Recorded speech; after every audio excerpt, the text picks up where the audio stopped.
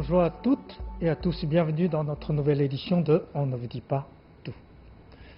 Tout le monde savait que Hong Kong était la ville la plus libre du monde, parce que Hong Kong, il n'y a pas de loi pour punir les criminels si le crime n'est pas commis sur le sol de Hong Kong.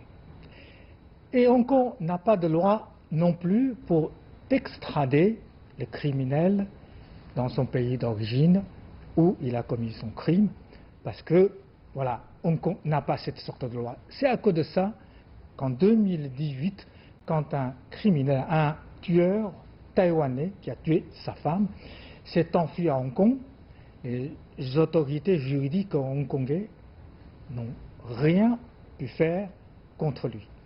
Alors, c'est à cause de ça que les autorités de Hong Kong, le gouvernement de Hong Kong, a décidé de faire un amendement de loi d'extradition pour que ces criminels puissent être extradés dans leur pays d'origine pour punir leurs crimes.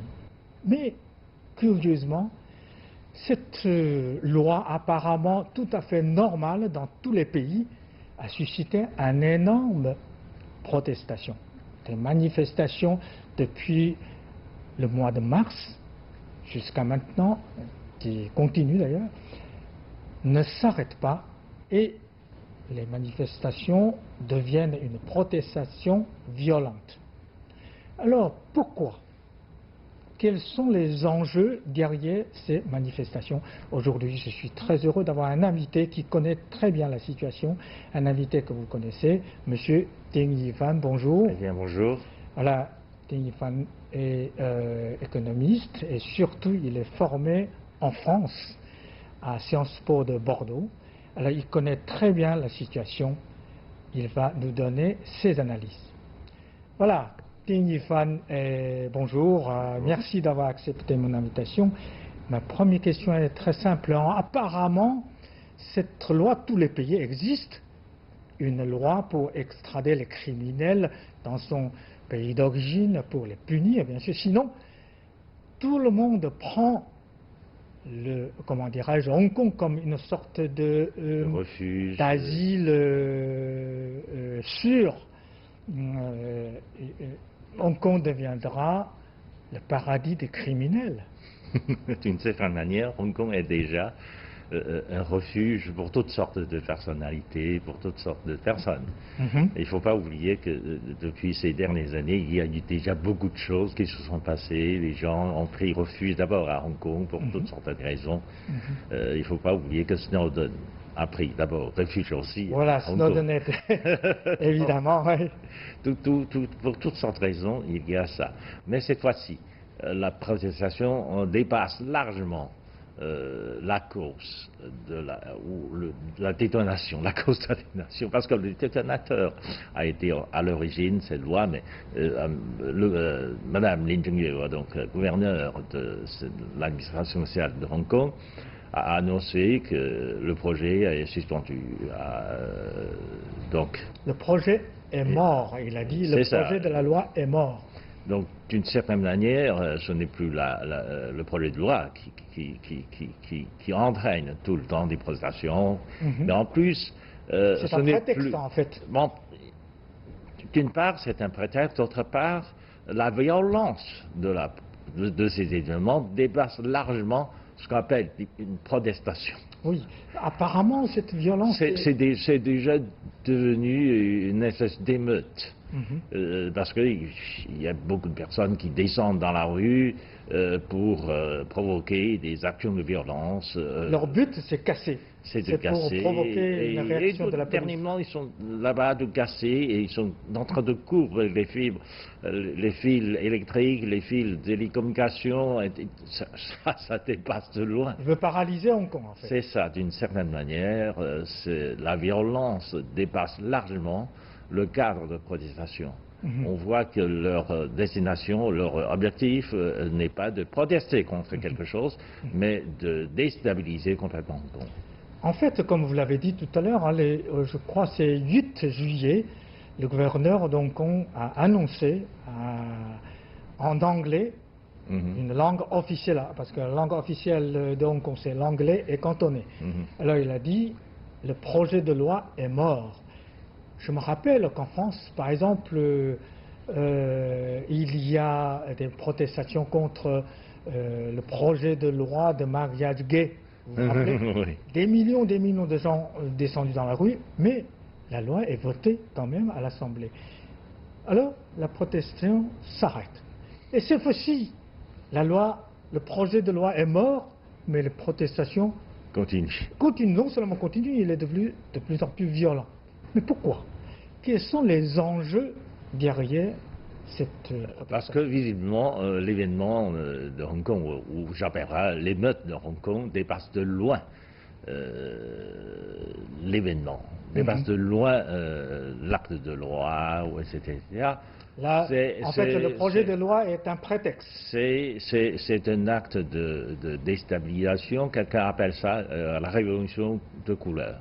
La révolution de couleur. On se souvient encore de toutes sortes de révolutions de couleur arrivées dans les anciens pays de l'Union soviétique ou dans les pays de l'Est, etc.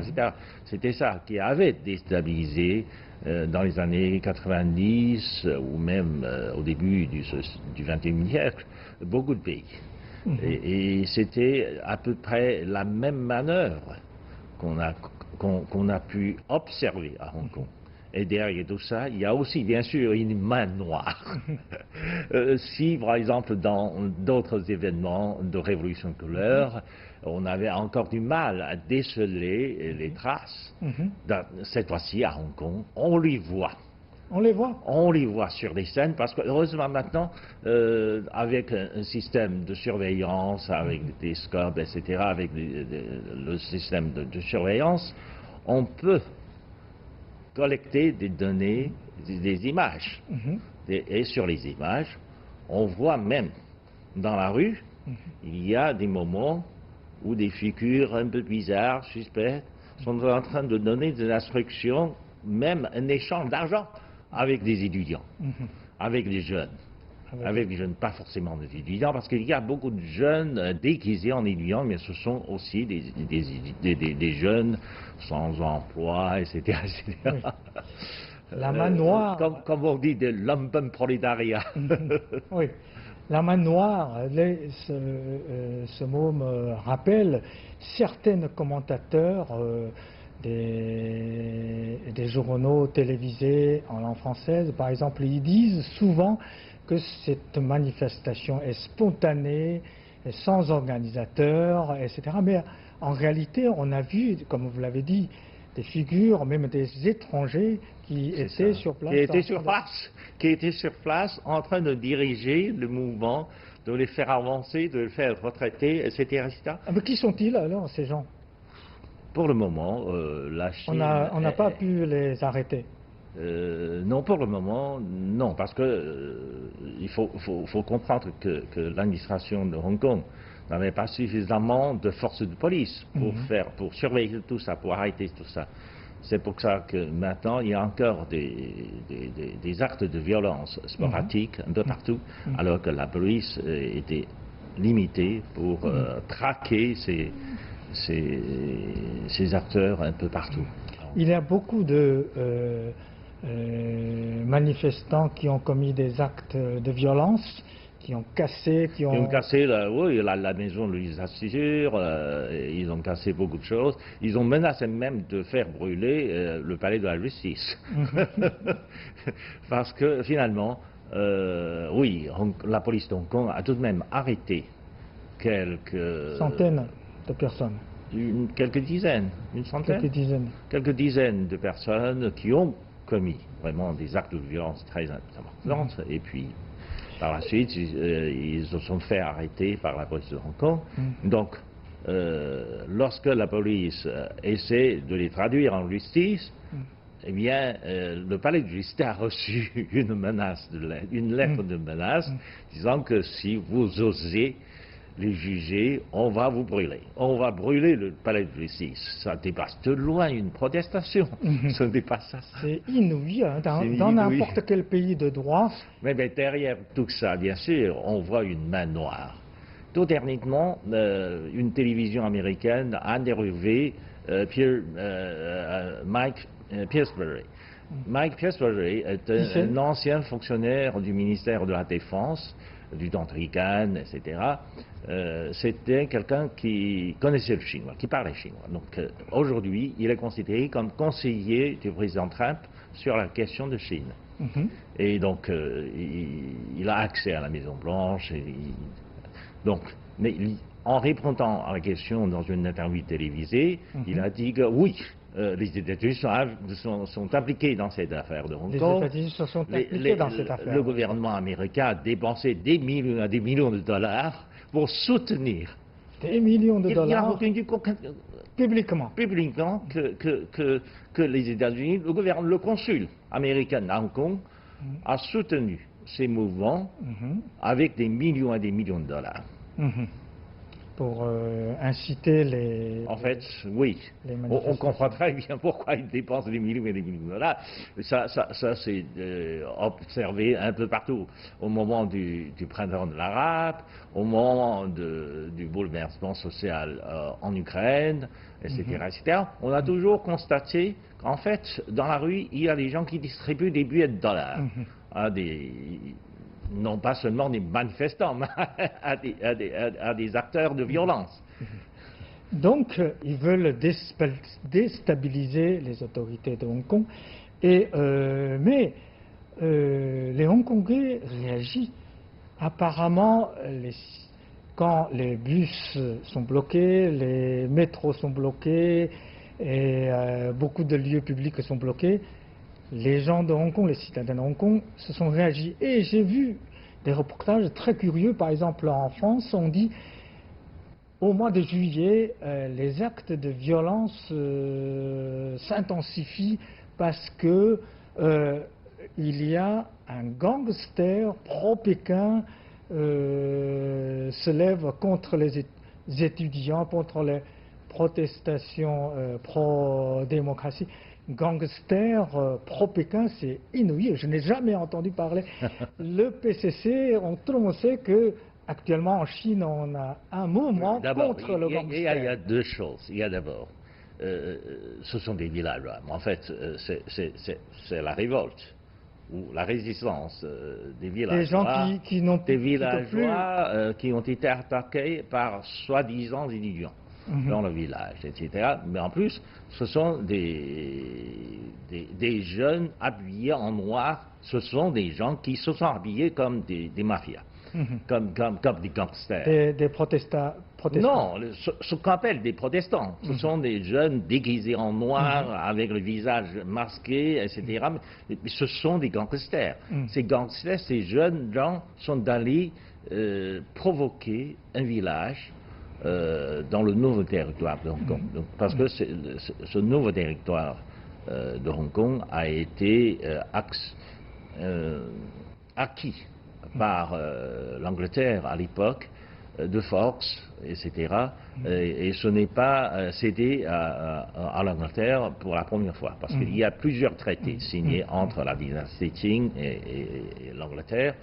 Et donc, le territoire de Hong Kong a été cédé d'abord l'île, puis Jolong, puis Xinjie, etc. Donc, petit à petit, d'autres territoires ont été cédés par la dynastie Qing à l'Angleterre.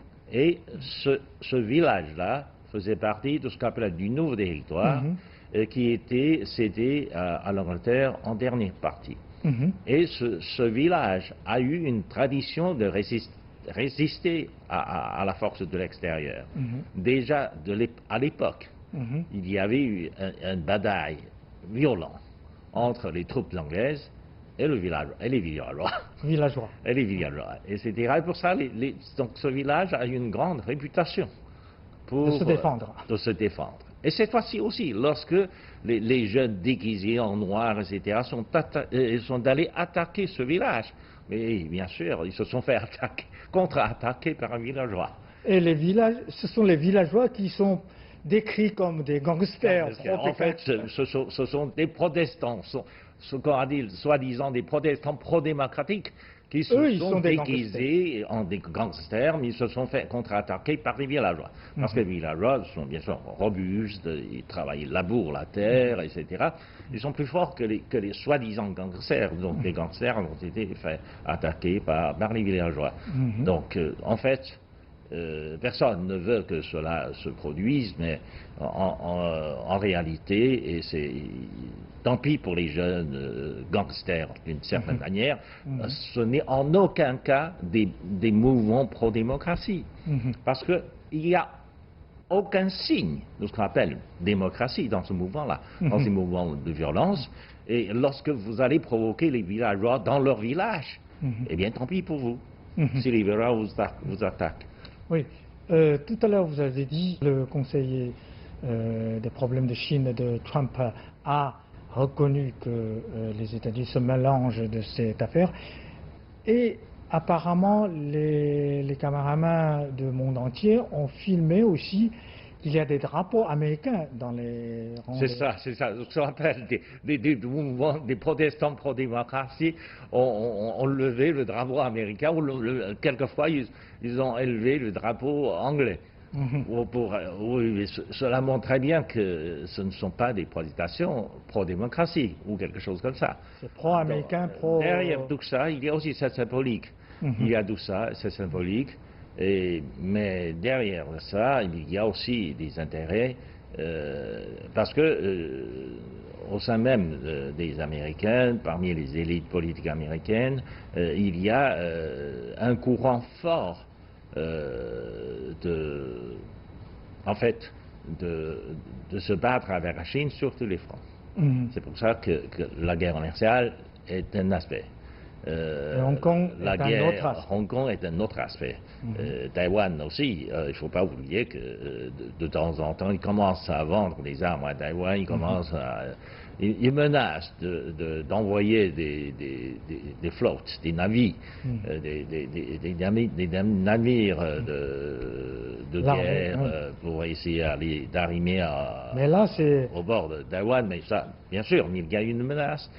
Là aussi, ça va susciter une guerre. Toutes ces actions montrent que finalement, il y a vraiment un courant américain qui veut utiliser toutes les forces possibles pour déstabiliser d'abord Hong Kong, mais l'objectif, visiblement, n'est pas Hong Kong. L'objectif est Chine. C'est ici, c'est Beijing. Oui, c'est Beijing. Oui, beaucoup de médias du monde entier parlent de violence. Je me rappelle que dans toutes les manifestations, dans tous les pays, il y a toujours des blessés ou même des morts. Et cette fois-ci, la police hongkongaise est beaucoup critiquée par les médias occidentaux, mais en fait, il n'y a pas beaucoup de violence de côté policier. Au contraire, les blessés, ce sont des policiers. Il y a même un policier qui se fait arracher un doigt. Oui. Mais pourquoi les médias occidentaux insistent... Le contraste sera frappant entre le reportage dans les médias occidentaux et la réalité. Il y a une nette différence. Il y a un contraste frappant entre les deux, parce qu'en fait, si on regarde le comportement de la police de Hong Kong, la police était vraiment, d'une certaine manière, très réservée. La police n'a même pas fait appliquer toutes ces applications. Il y a des raisons à ça. Parce que ce n'est pas la première fois que Hong Kong connaît ce genre d'actes de violence dans la rue.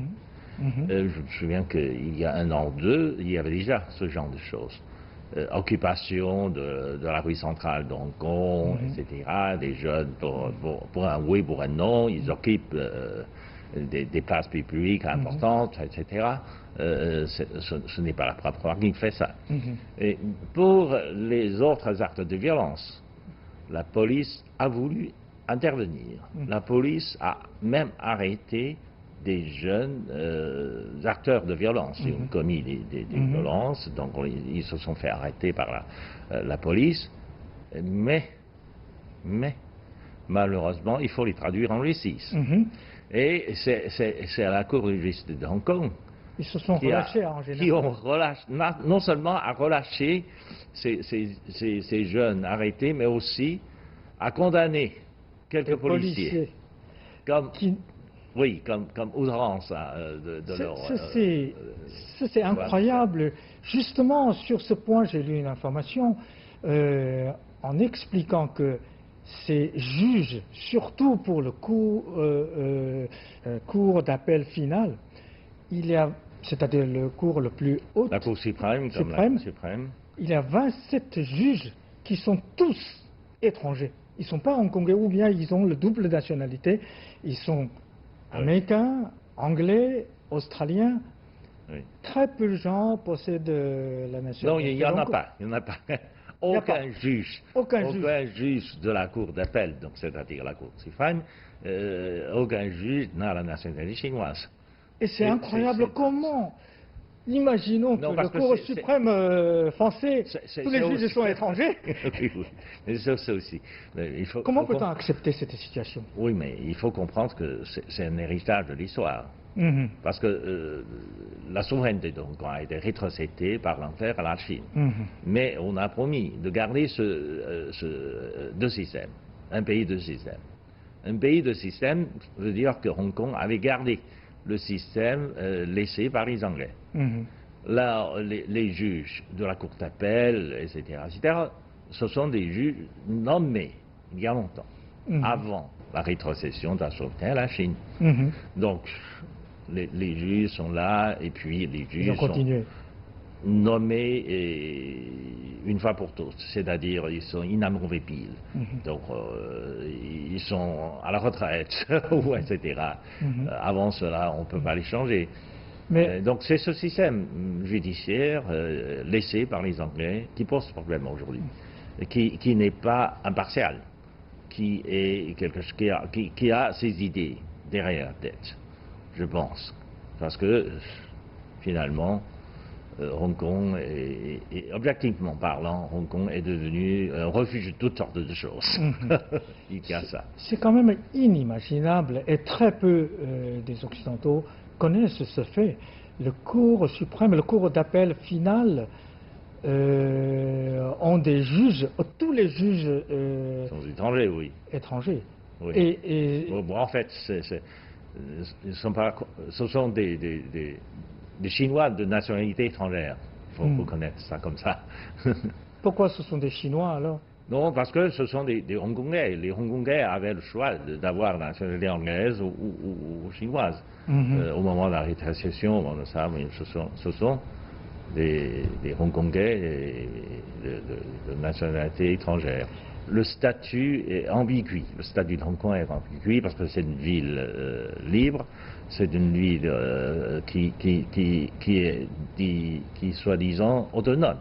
Donc l'administration est autonome, etc. Mais tout de même, il y a un problème de la souveraineté. Jusqu'à maintenant, on laisse les Hongkongais s'administrer, donc par eux-mêmes, etc. On n'intervient pas directement. Mais cette fois-ci, les jeunes ont commis de violences et des actes tellement violents à l'encontre de la Chine, à l'encontre de la souveraineté de Chine, parce qu'ils ont, par exemple, arraché les drapeaux chinois. Ils ont arraché les drapeaux chinois, ils ont érigé des drapeaux américains ou anglais, et donc c'est vraiment quelque chose qui va trop loin, qui va au-delà d'une ville autonome, etc., etc. Donc, dans ce cas-là, je pense que jusqu'à maintenant, l'administration de Hong Kong a encore à peu près le contrôle sur le mouvement. Donc, ici, le gouvernement central appuie l'administration de Hong Kong pour qu'elle agisse, qu'elle mobilise la police pour arrêter l'événement. Je pense que de l'extérieur, des États-Unis, etc., les forces qui soutiennent ces actes de violence espèrent bien que la Chine intervienne dans cette affaire-là pour accuser cette pratique d'un pays, deux systèmes. Mais la Chine a le droit d'intervenir. Bien sûr, mais la souveraineté est du côté chinois. Mais ils veulent que la Chine intervienne, et donc il dit c'est l'échec d'un pays de système. C'est ça, c'est un peu ça.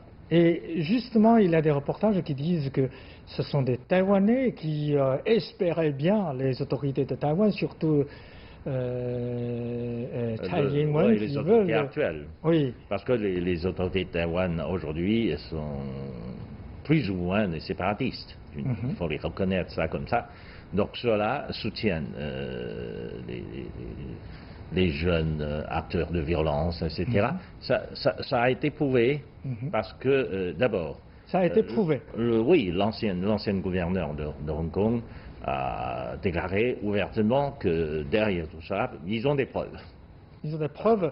Les autorités de Taïwan ils ont des preuves que finalement, c'est les autorités actuelles de Taïwan qui ont soutenu ces jeunes de violence.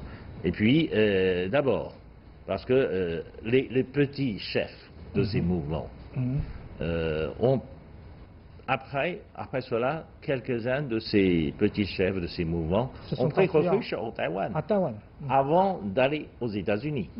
Et ils sont accueillis les bras ouverts par les autorités de Taïwan aujourd'hui, et ils se disent prêts à aller aux États-Unis par la suite. Donc on voit très bien qui soutient directement ou indirectement ce genre de mouvement. Donc derrière tout ça, évidemment, il y a...